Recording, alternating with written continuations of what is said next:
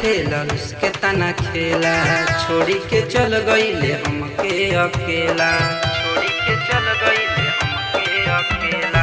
रहले कुंवर खेला उसके तना खेला, छोड़ी के चल गईले हमके अकेला। होते बियाह रे छौड़ी, अरे होते बियाह रे छौड़ी, हमारा के तते भूलैले।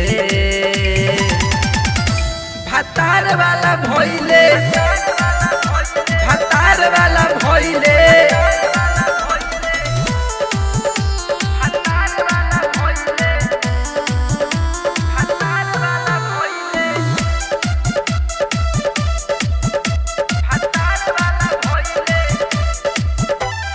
हमारा संगे ते तो क देले छल रे, मौसम के जैसे ते गईले बदल रे। रे सुनना, हमारा संगे ते तो क देले छल रे, मौसम के जैसे ते गईले बदल रे।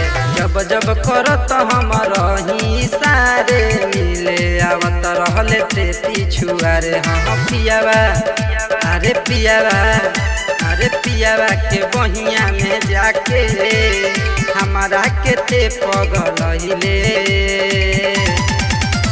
भतार वाला भइले, भतार वाला भइले,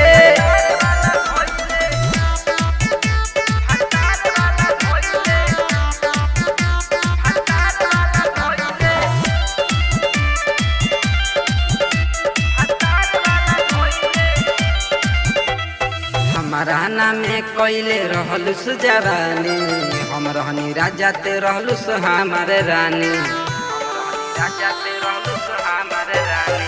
हमारा नामे कैले रहलुस जवानी, हम रहनी राजा ते रहलुस हमारे रानी।